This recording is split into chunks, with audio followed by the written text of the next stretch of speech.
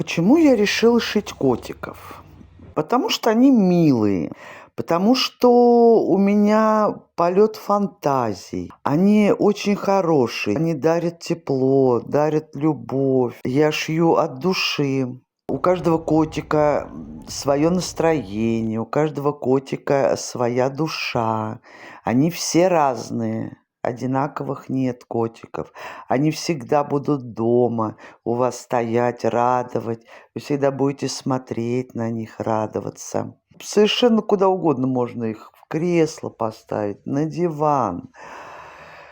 Можно, котика сделать из ваших любимых вещей, которые, ну, чтобы они не валялись, чтобы они всегда вам приносили радость. Такая память, это такая, ну, приятная вещь, которую можно потрогать, которую можно обнять. Он всегда будет рядом с вами.